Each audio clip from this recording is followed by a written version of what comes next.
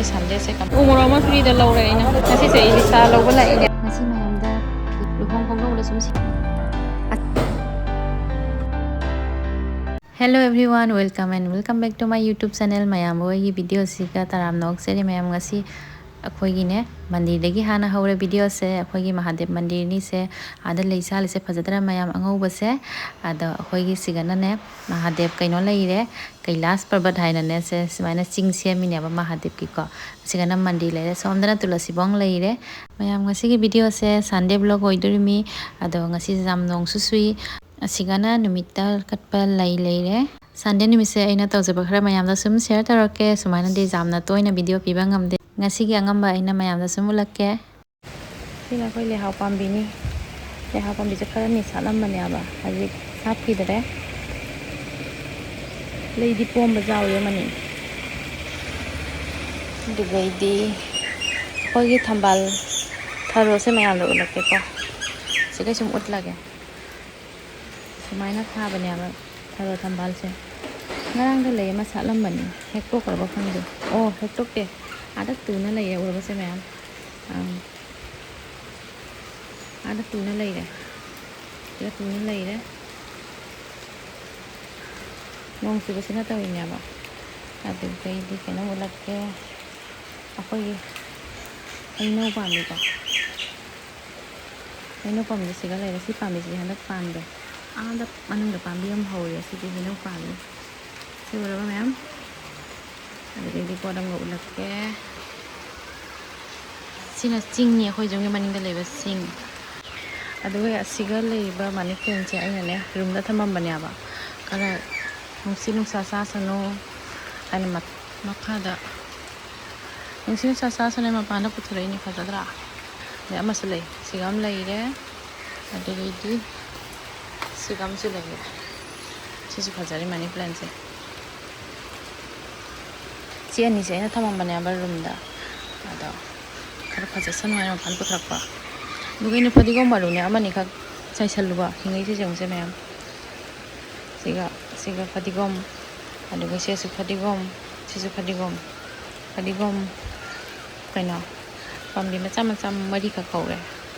siga thari hingga ni kangen matang lagi, ada gaya sih stone sih nane, aku cici macam pingang nane, ingon nane.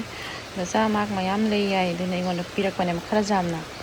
ada siga khara lay re amanung da khara lay re zum manung da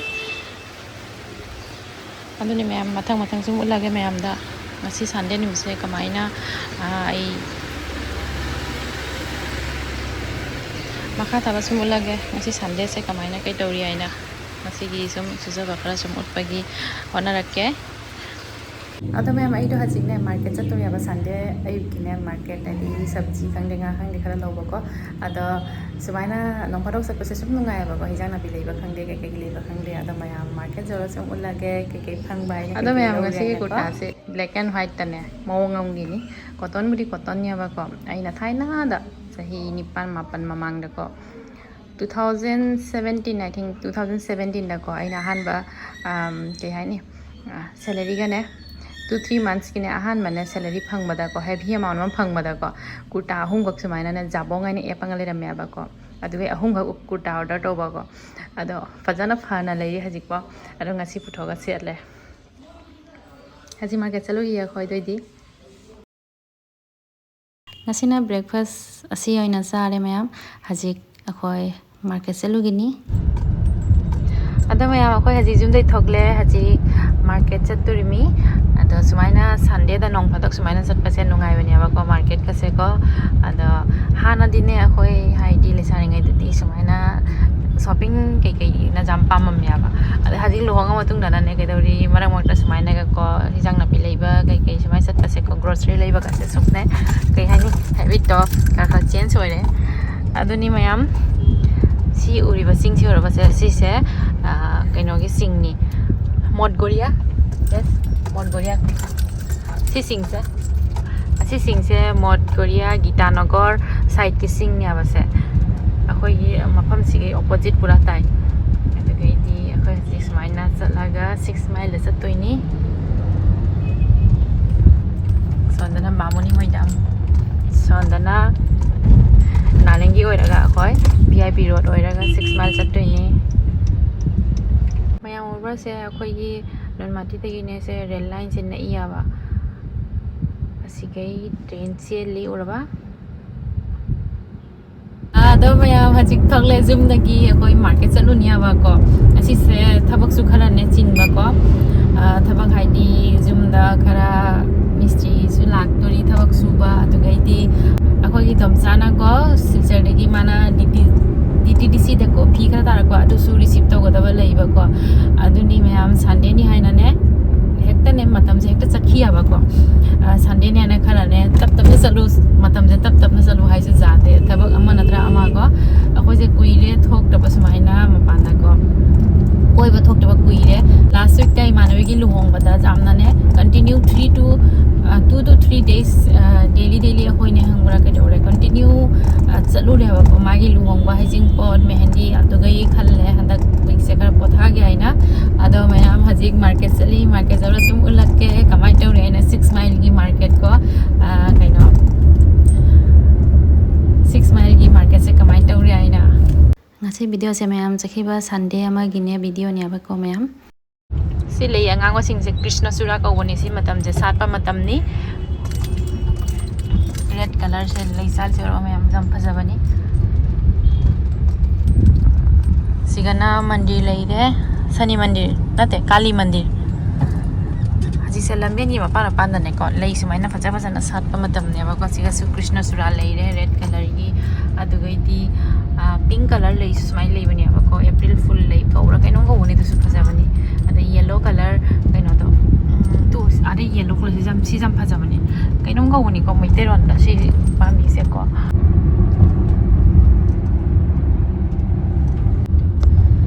sigana red color leire sonana pink color leire phajadra mayam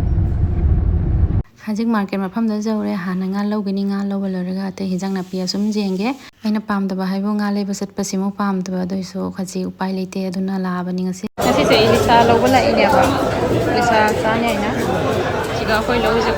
ko I ara sana ko isa segana kaina leire hajing leire sinya pangde la kai nga no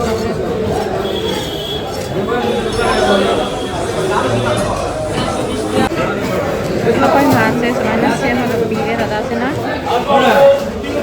Taruh tadi orang na? Kothal ke ne kau ada? Kothal mazai. Hah? 40 টাকা দিলে।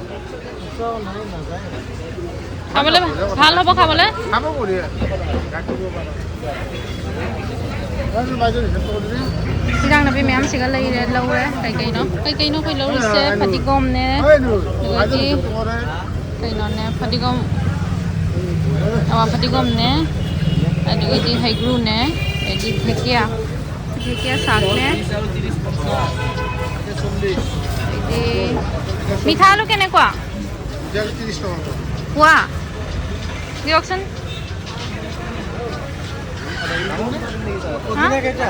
না এপোৱাই দিয়ক ভাল চাই দিয়ক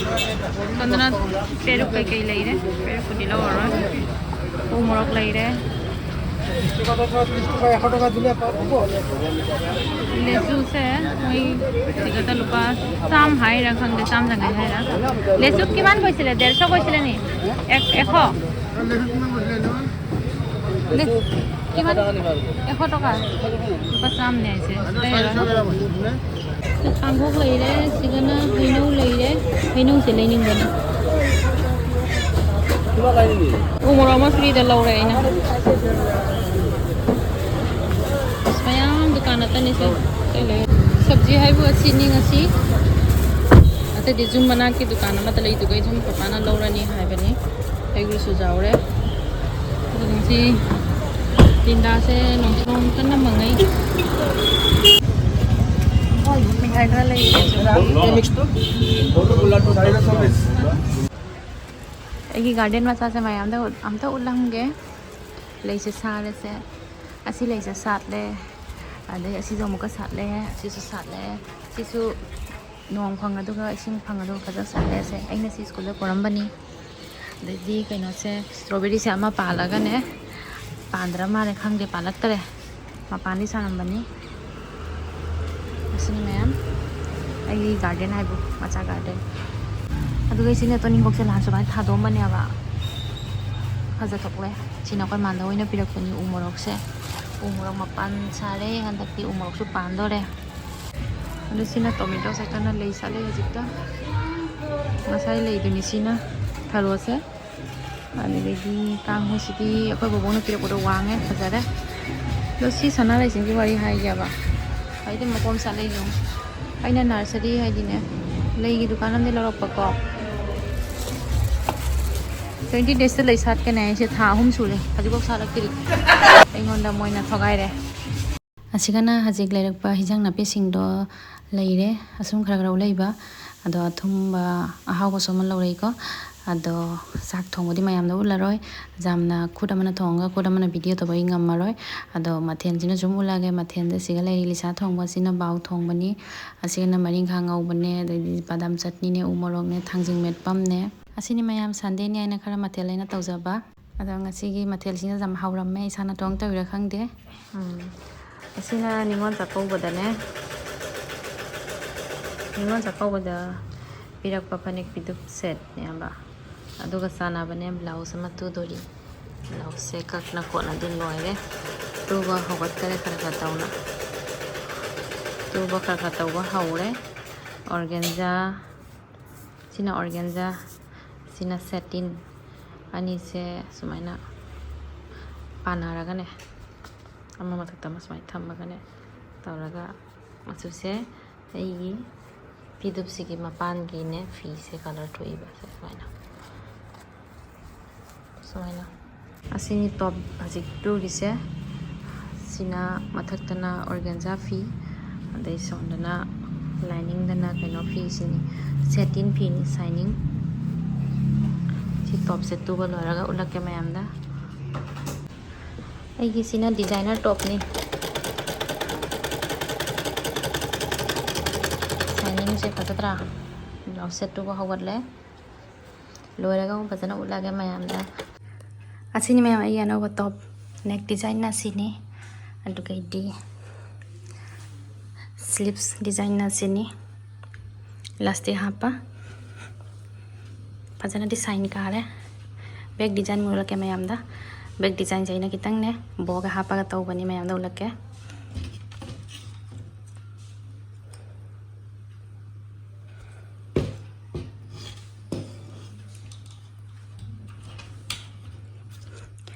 asini mayam bo design aina happy hai se back ta sumaina chain hapa ga ne ko bo se nungsidra jong mayam asini ai top se mayam kamai tawri habiramo ngasi mayam da phi kara ulake akhoi gi silchar gi domsana tharakpa phi ni se domsa de khara khoina lawba si ai ga mama gi phi ni ase moirang ka de bijum da set pajabi se polyester rani kawani dali mapan haina ne ko moirang jaw dobi asi ma ai gi ni ko